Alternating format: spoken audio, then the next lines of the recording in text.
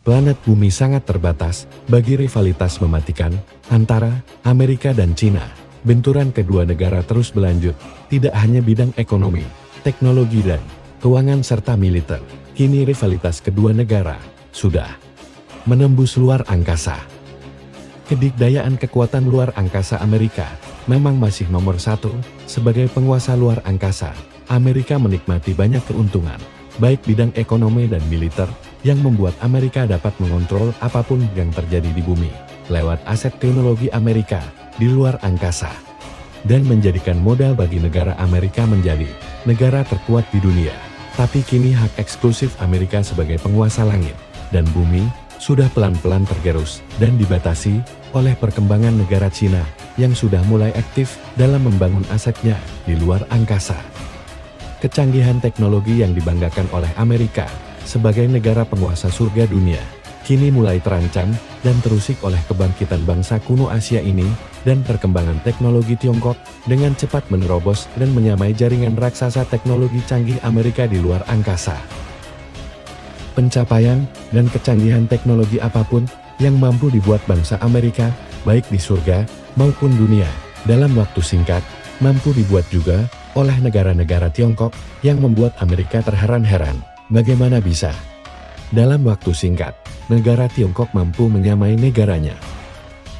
Sebagai contoh, pada tahun 2011, negara Tiongkok diusir dan dikeluarkan oleh negara Amerika dalam partisipasi program stasiun luar angkasa internasional yang dimiliki oleh negara dunia. Tapi bukan negara Tiongkok namanya, jika menyerah begitu saja. Tahun 2020 sampai 2022 negara Tiongkok berhasil membuat stasiun luar angkasanya sendiri dengan nama Stasiun Luar Angkasa Tiangong, yang bahkan lebih canggih dan lebih modern. Tidak hanya sampai di situ, Tiongkok juga berhasil mengirim rover di sisi gelap bulan yang masih perawan, dan berhasil membawa tanahnya kembali ke bumi.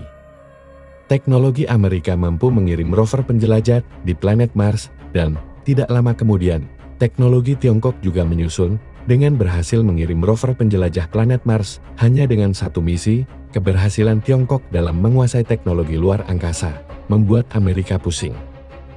Dan yang membuat Amerika, terutama lembaga badan antariksa Amerika, tambah pusing adalah keberhasilan Amerika yang katanya berhasil mengirim manusia ke bulan pada tahun 1969 juga akan segera disusul oleh negara Tiongkok. Kita semua tahu, negara Amerika pada tahun 1969, 54 tahun silam, mengagetkan serta membuat takjub seluruh negara di dunia beserta isinya, bahwa ini adalah pencapaian sejarah umat manusia untuk pertama kalinya menginjak kakinya di daratan bulan, daratan yang ganas, yang suhunya sangat ekstrem. Yang ketika di posisi siang hari, suhu panasnya bisa mencapai 100 derajat Celcius, dan ketika posisi malam, dinginnya bisa mencapai minus 200 derajat Celcius, bisa membeku, dan bangsa Amerika berhasil mewakili bangsa dunia untuk pertama kalinya menginjak kakinya di bulan, yang pada saat itu merupakan pencapaian terbesar bagi bangsa Amerika dan bangsa dunia. Meskipun pada saat itu teknologi belum semaju sekarang, tapi katanya Amerika telah berhasil mencapainya, meskipun banyak ahli yang meragukan, karena pencapaian teknologi di tahun 1969 silam belum memungkinkan. Dan kesuksesan pendaratan pertama di bulan oleh bangsa Amerika menjadi pencapaian selanjutnya. Katanya Amerika masih sering mengirim astronot ke bulan sepanjang tahun 1970-an, dan sampailah tahun 2023, setelah 54 tahun tertinggal, bangsa Tiongkok mengumumkan akan mendaratkan manusia ke bulan. Sontak, ini membuat kuping Amerika dan kuping petinggi Badan Antariksa Amerika panas. Bagaimana tidak?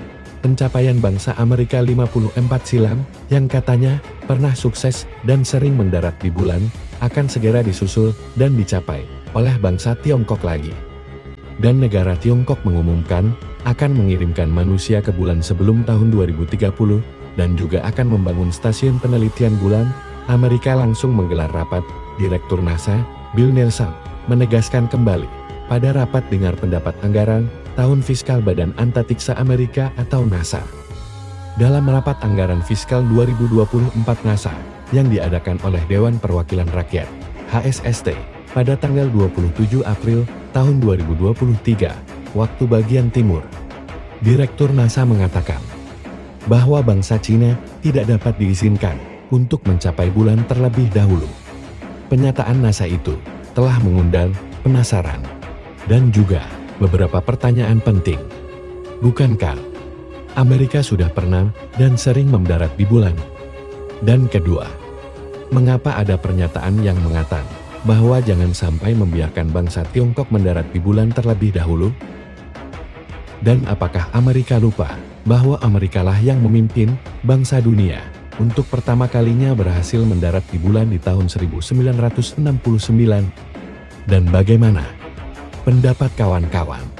Langsung komentar di bawah.